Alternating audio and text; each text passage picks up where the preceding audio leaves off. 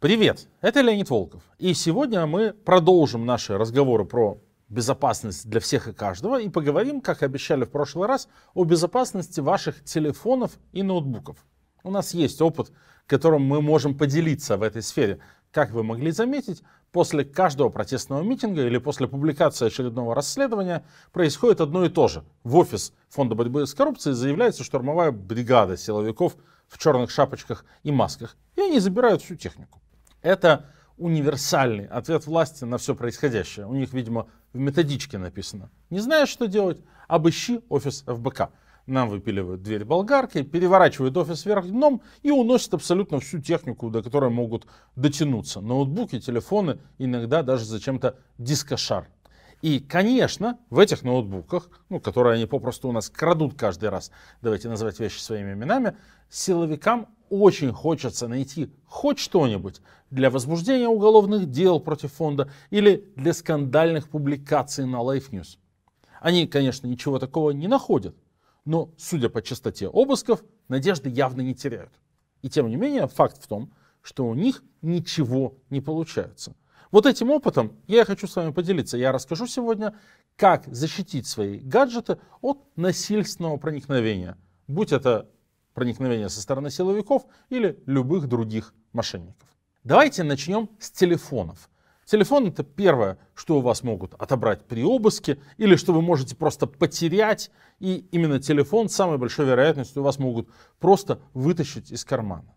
Короче говоря, ваш телефон — это такое очень рискованное место, и в то же время это хранилище большого количества информации. И вот он попал в руки злоумышленников. И первое, что должен увидеть тот, кто попытается его включить, это, конечно, экран блокировки. Об этом, наверное, не надо лишний раз говорить. Телефон обязательно нужно блокировать, когда он окажется в чужих руках, будет уже поздно. По умолчанию на большинстве телефонов стоит исходно 4-значный пин-код. И это плохо. Вы не должны забывать, что 4-значный пин-код несложно подобрать перебором. И соответствующая аппаратура есть практически в любом отделе милиции. Поэтому гораздо более надежный вариант — это 6-значный пин, или более многозначный буквенно-цифровой код. Но даже 6-значный уже сильно повышает уровень защищенности. Вы добавите всего 2 цифры, а количество вариантов, которые нужно перебрать, увеличится на 2 порядка. Вариант, который доступен для Android — графический ключ. Если у вас стоит графический ключ и у вас Android, возьмите телефон прямо сейчас и посмотрите на него под углом. Вы, скорее всего, увидите на экране жирный след от пальца, оставшийся после многих разблокировок. Это значит, что угадать графический ключ достаточно легко, но вряд ли вы каждый раз спиртом протираете экран телефона после разблокировки. И, конечно, ни в коем случае нельзя использовать отпечаток пальца или отпечаток лица, Face ID. Я не буду рассказывать вам страшных историй о том, как можно воспользоваться чужим пальцем для разблокировки, но поверьте, они случаются, увы, регулярно. Достаточно почитать ленту криминальных новостей Санкт-Петербурга. Что касается правоохранителей, то они уж точно не будут церемониться.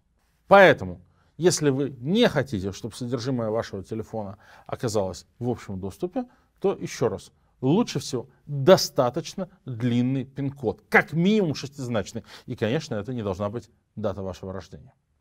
Надежно заблокированный телефон — это уже половина успеха. Кажется, что с ноутбуками должно работать примерно то же самое. Поставить хороший пароль на вход, и все, вы под защитой. Но это не так. Тут есть важный нюанс. Если ваш ноут попадет в руки силовиков или каких-то других противников, они могут довольно легко обойти этот пароль. Просто достаточно, грубо говоря, извлечь из ноута жесткий диск, подключить его к другому компьютеру, и вот вся ваша информация уже доступна. Но защититься от этого риска на самом деле очень просто. Для этого нужно зашифровать диск вашего ноутбука. На Mac'ах это можно сделать в 2 шага. В настройках в разделе безопасности есть вкладка, которая называется File Vault, и в ней нужно просто нажать кнопку «Включить». На Windows это будет чуть дольше, но тоже не очень сложно. Если вам нужна подробная инструкция со скриншотами, она есть в описании этого ролика. Мы там для вас рассказали, как зашифровать диски и на Mac, и на Windows. И бонусом рассказали, как зашифровать отдельные файлы. Шифрованием диска надо пользоваться всегда. Это раньше было сложно и дорого и требовало специальных знаний. Сейчас это штука, встроенная в операционную систему, которая не стоит вам ничего.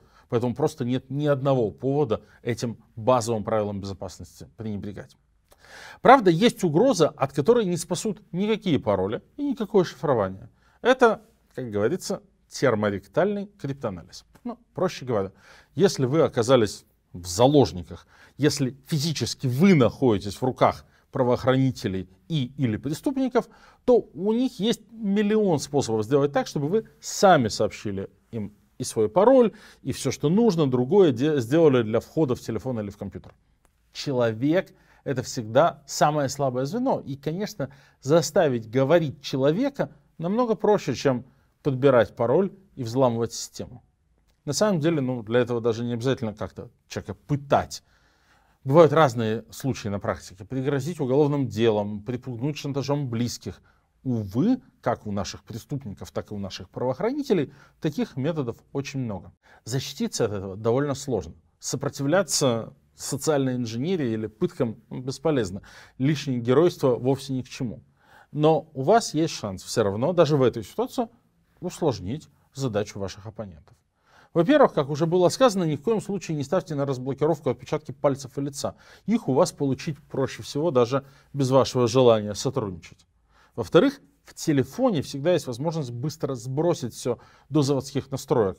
И если вы понимаете, что вот сейчас у вас будут получать принудительно доступ в телефон, лучше это сделать, чтобы не к чему было получать доступ и не было повода применять к вам те или иные методы социальной инженерии или насилия.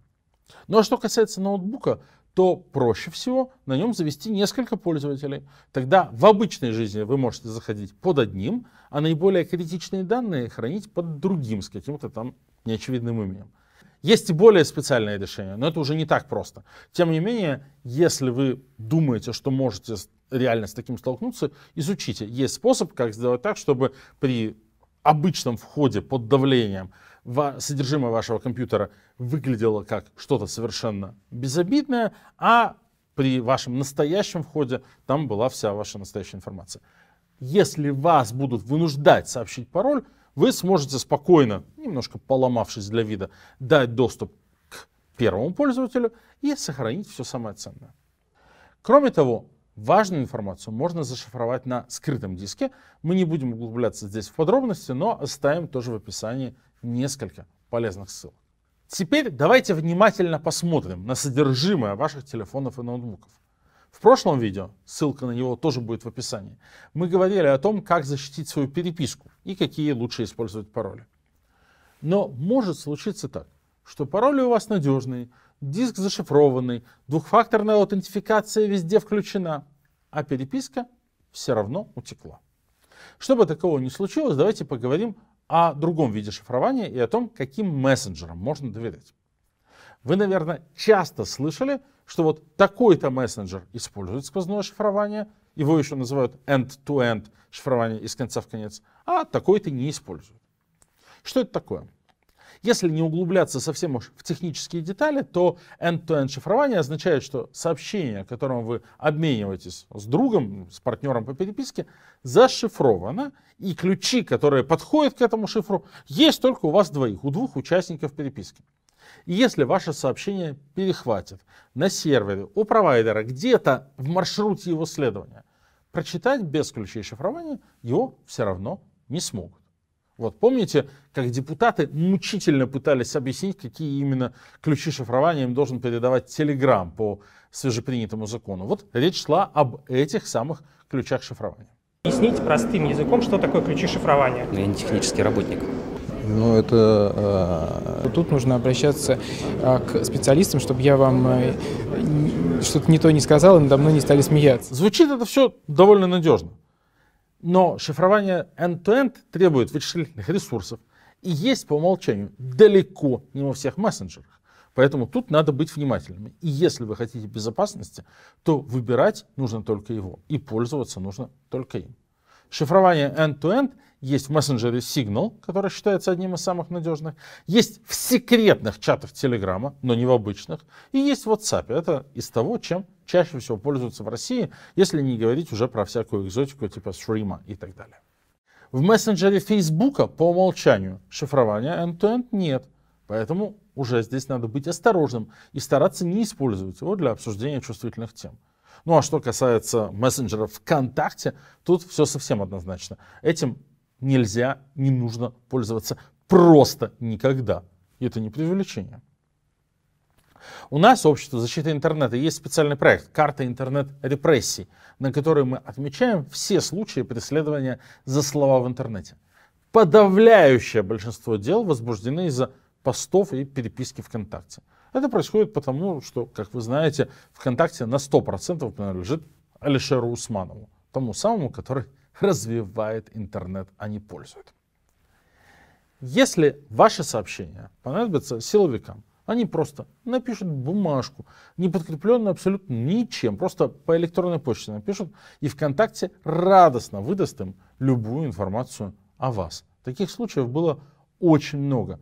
Например, в Питере силовики получили доступ ко всей переписке человека, которого обвиняли из-за анекдота. Итого, у нас есть два простых практических правила. Выбирайте мессенджеры со сквозным шифрованием и внимательно смотрите, кто владеет мессенджером, которым вы пользуетесь. Конечно, лучше, чтобы сервер, через который ходят сообщения, был за границей. Недаром именно это так не любят наши депутаты.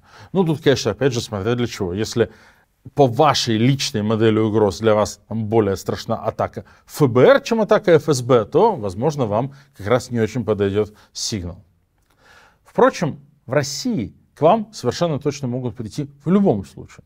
Даже если в ваших сообщениях вообще нет никаких секретов. И поэтому, и это важно еще раз сказать, не пользуйтесь перепиской ВКонтакте. Подведем краткий итог. Блокируйте телефон как минимум 6-значным пин-кодом. Шифруйте диск ноутбука. Это ничего не стоит. Пишите сообщения в мессенджерах со сквозным шифрованием. И не пользуйтесь ВКонтакте. А еще всегда оценивайте свои риски. И не забывайте, что вы живете в России, в стране, где защищаться надо скорее от государства, чем от мошенников. В третьем и в последнем видео этого цикла мы подробнее поговорим о том, что такое социальная инженерия, как узнать фишинговые письма и почему надо регулярно обновлять приложение. Подписывайтесь на наш канал и делитесь этим видео, чтобы его посмотрело как можно больше людей.